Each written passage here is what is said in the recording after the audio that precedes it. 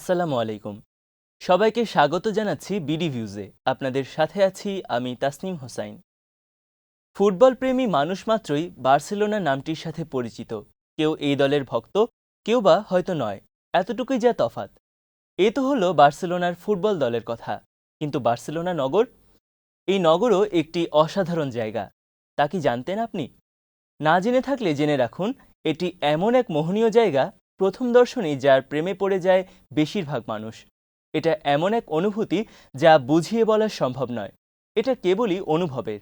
আপনি চাইলে এখনই আমরা আপনাকে গোটা চারেক যুক্তি দিয়ে বুঝিয়ে দিতে পারি কেন আপনাকে বার্সেলোনা ভ্রমণে আসতে হবে।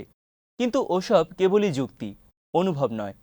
বার্সেলোনার প্রেমে পড়তে চাইলে আপনাকে এই নগরে আসতে হবে, একে বুঝতে হবে, এখানকার মানুষজনের সঙ্গে মিশতে হবে, এখানকার রাজপথে বাস করতে হবে এবং এখানকার আবহাওয়ার সাথে নিজেকে এমনভাবে মিলিয়ে নিতে হবে যেন আপনি বার্সেলোনারই বাসিন্দা, ভিনদেশি কেউ নন। এই জন্য আপনাকে এখানকার ছোট বড় সব জিনিসই উপভোগ করতে হবে। ঠান্ডা বিয়ার পান থেকে শুরু করে নানা রকম প্রদর্শনী ও মেলায় যোগদান পর্যন্ত সবই। আপনি কি এখনই ভাবতে শুরু করেছেন যে সম্ভব হলে আগামী ছুটির দিনগুলো বার্সেলোনাতেই কাটাবেন?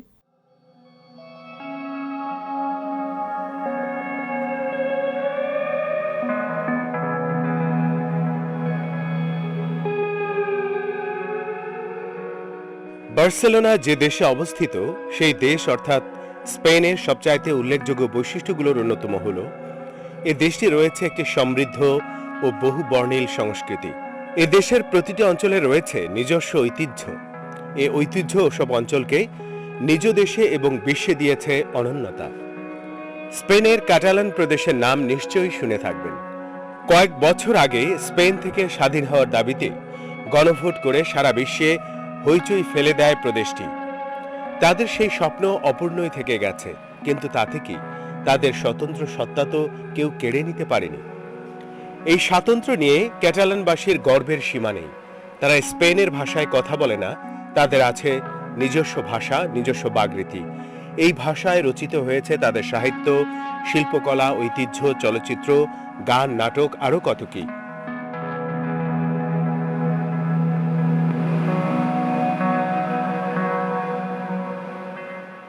এখানেই রয়েছে বার্সেলোনা নগরী, যাকে সারা পৃথিবী চেনে। আর ক্যাটালানের সেরা সবকিছু দেখা মিলবে বার্সেলোনায়। ইউরোপের সবচেয়ে বিখ্যাত ও দীর্ঘ রাজপথগুলোর অন্যতম লাস র্যামব্রাস, যেটি বার্সেলোনায় অবস্থিত। এই রাজপথটি সদা প্রাণচঞ্চল, যেন জীবনের উত্তেজনায় কাঁপছে। এর দুপাশে সারি সারি গাছ যেন সতর্ক প্রহরীর মতো রাস্তাটিকে পাহারা দিচ্ছে।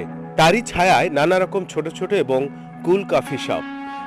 এর মাঝখানে আছে ফুলের দোকান, সুভেনির ও আইসক্রিমের কিয়স্ক। এই রাজপথের ধারে দেখা মিলবে লা বুকেরিয়ার। এটি হচ্ছে বার্সেলোনা নগরীর সবচেয়ে বিখ্যাত ট্র্যাডিশনাল মার্কেট।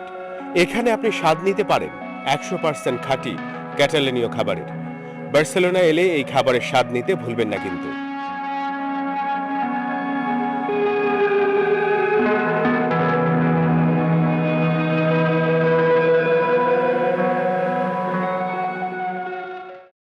ভূমধ্যসাগরীয় ডায়েট হচ্ছে স্পেনের সবচাইতে পছন্দনীয় ও স্বাস্থ্যকর সাংস্কৃতিক ঐতিহ্য। আপনি কখনো বার্সেলোনা গেলে দেখবেন বেশিরভাগ ডাক্তারই আপনাকে বলছেন যে এটি হচ্ছে বিশ্বের সবচাইতে পুষ্টিকর ও স্বাস্থ্যসম্মত খাবারগুলোর একটি। ভূমধ্যসাগরীয় খাবারের মধ্যে আমরা পাই প্রোডাক্টস, ফলমূল, শাকসবজি এবং বিশেষ পদ্ধতিতে রান্না করা খাবার। এখানকার সবচাইতে বিখ্যাত খাবারগুলোর একটি হচ্ছে টাপা। বেশ কয়েক রকমের খাদ্য মিশিয়ে এটি তৈরি করা হয় এবং বিশেষ কায়দায় পরিবেশন করা হয়, যা থেকে আপনার জিহ্বা পেতে পারে উৎসবের খাদ্যের আমেজ।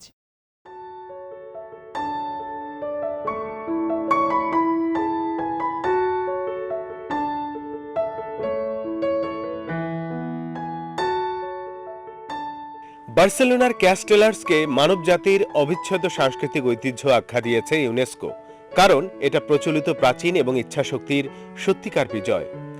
ক্যাস্টেলার্স হচ্ছে আসলে একটি মানব টাওয়ার। দারুণ আকর্ষণীয় এই জীবন্ত টাওয়ারটি তৈরি হয় একজন মানুষের পিঠে আরেকজন চড়ে বসার মাধ্যমে। এভাবে যে টাওয়ারটি তৈরি হয় সেটি কখনো কখনো 10 তলা ভবনের সমান উঁচুও হয়ে থাকে। এভাবে কয়েকটি দল মানব টাওয়ার তৈরি করে থাকে। যাদের সবচাইতে উঁচু হয় তারাই বিজয়ী ঘোষিত হয়। বার্সেলোনা ভ্রমণের একটি বড় কারণ হতে পারে এই মানব টাওয়ারের দেখা। সমুদ্র ও পাহাড় দুটোই কাছাকাছি আছে এমন স্থান পৃথিবীতে খুব কমই দেখা যায়। বাংলাদেশের কক্সবাজারের মতো স্পেনের বার্সেলোনায়ও এই সুযোগ রয়েছে।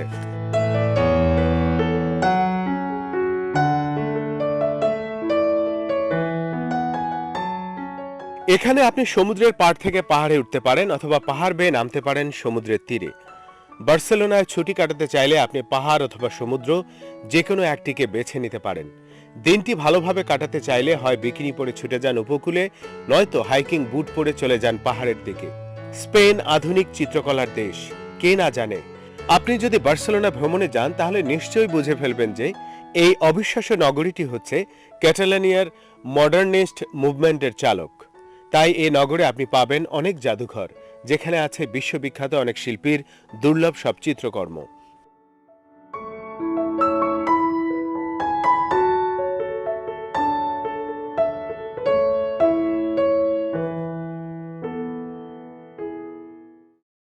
বার্সেলোনা নামটি শুনলে চোখে ভেসে ওঠে ফুটবলের ছবি। আসলে বার্সেলোনা মানেই যেন খেলাধুলার নগরী। এই নগরীতে আছে অনেক ক্রীড়া শিক্ষা প্রতিষ্ঠান, যেখানে লেখাপড়া ও খেলাধুলা দুটোই পাশাপাশি শেখানো হয়। একজন ট্যুরিস্ট হিসেবে আপনিও বহু ক্রীড়া প্রতিযোগিতা, handball, hockey, basketball, golf, tennis, gymnastics সরাসরি উপভোগের সুযোগ পাবেন।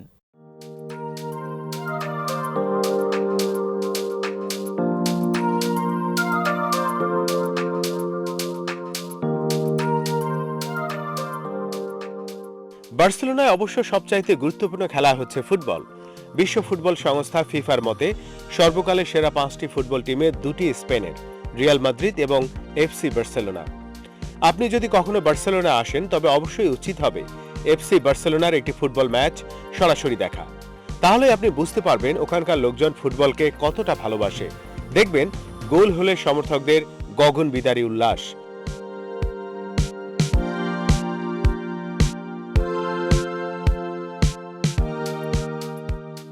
একসময় নিজের অজান্তেই দেখবেন আপনিও ওদের সঙ্গে উল্লাসে মেতে উঠেছেন আর বার্সেলোনার দলীয় সঙ্গীতে গলা মিলিয়েছেন।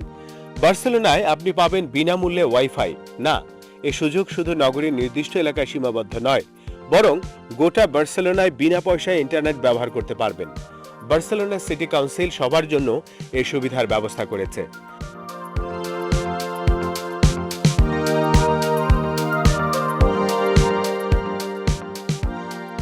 বার্সেলোনায় 1992 সালে অনুষ্ঠিত হয় অলিম্পিক গেমসে অংশগ্রহণকারী খেলোয়াড় কর্মকর্তাদের আবাসনের জন্য বানানো হয় অলিম্পিক ভিলেজ।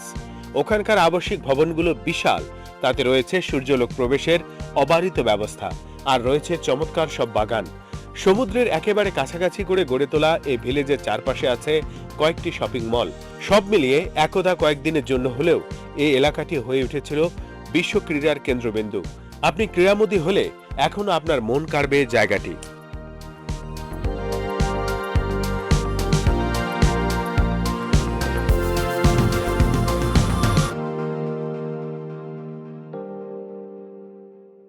বার্সেলোনায় রয়েছে অনেক আকাশচুম্বী ভবন। কবির ভাষায় বলতে হয়, আকাশের গায়ে হেলান দিয়ে যেন ঘুমাচ্ছে ভবনগুলো। কোনো উঁচু জায়গা থেকে এই দৃশ্য উপভোগ করাও দারুণ রোমাঞ্চকর এক অভিজ্ঞতা।